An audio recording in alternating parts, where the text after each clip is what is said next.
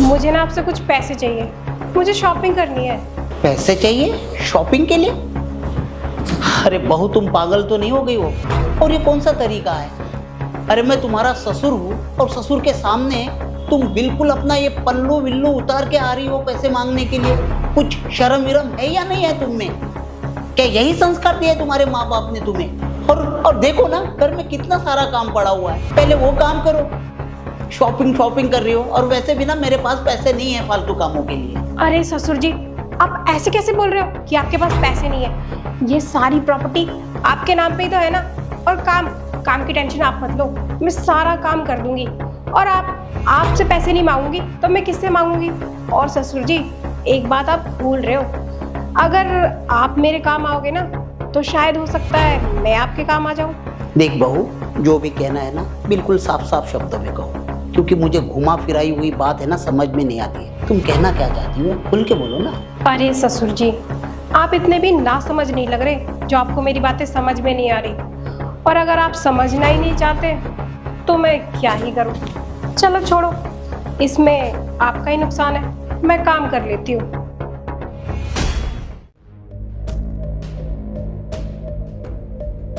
यार, बहू तो खुला निमंत्रण दे रही है, क्यों ना इसका निमंत्रण स्वीकार कर लो, मुझे भी मजे मिल ही जाएंगे। चलो।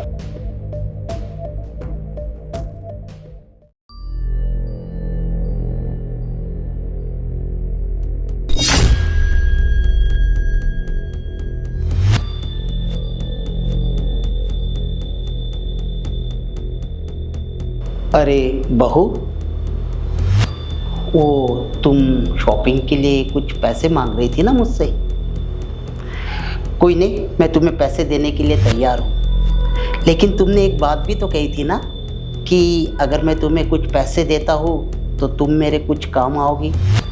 तो ज़रा मुझे बताओगी वो काम कौन सा है? तो अरे हाँ ससुर जी, आप कोई छोटे बच्चे थोड़ी हो कि आपको कुछ समझ में नहीं आता।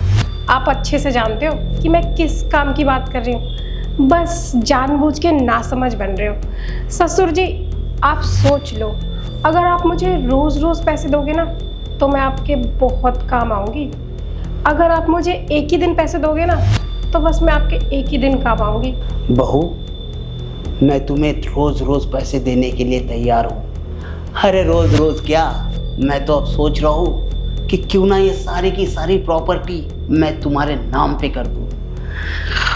और बहू, रही उस बात की बात जो तुम कह रहे हो ना मुझे समझने के लिए, उस बात को समझने की कोशिश मैं पिछले साल से कर रहा हूँ। पता है बहू, तुम जब भी बाथरूम में नहाने के लिए जाती हो ना तो मैं दरवाजे के छत में से तुम्हें देखता रहता हूँ, तुम्हारी सुंदरता को निहारता रहता हूँ, और मन ही मन में तुम्हें अपने बाहों में समेटने की कोशिश करता रहता हूँ।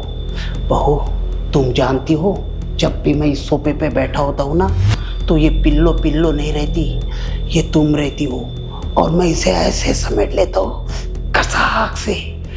पता है, मुझे ऐसा फील होता है कि जैसे मैं तुम्हें निचोड़ रहा हूँ। और बहू, जब मैं रात को सपना देखता हूँ ना तो उस सपने में मैं तुम्हें ही देखता हूँ, और तुम्हारे साथ वो सब कुछ करता हूँ जो एक पति अपनी पत्नी के साथ करता है। बहू, तुम मेरे सपनों की रानी हो।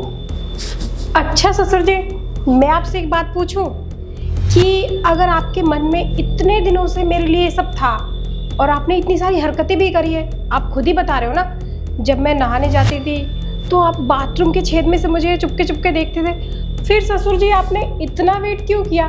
ये सब सारी बातें जो आपने ये सब करी है, ये सब आप मुझे पहले ही बता देते तो जो आपने इतना इंतज़ार किया है ना, ये आपको करना नहीं पड़ता।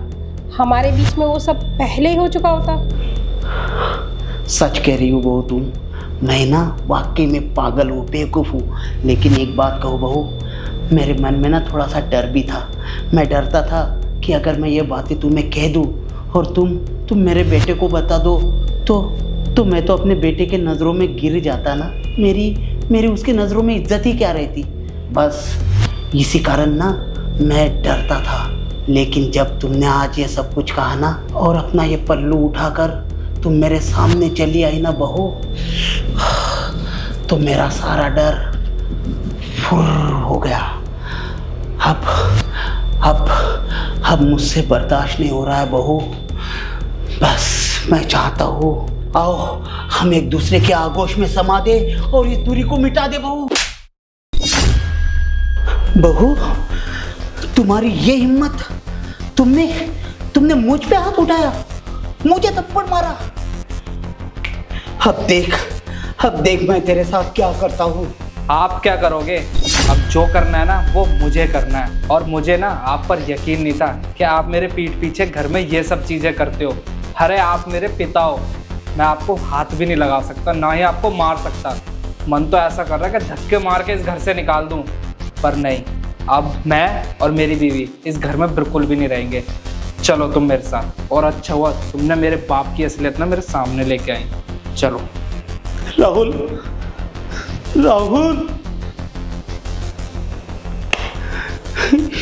हे भगवान, ये क्या कर दिया मैंने? अपने ही हाथों से अपने सुखी परिवार में आग लगा दी। मुझे माफ कर दे बेटे, मुझे माफ कर दे।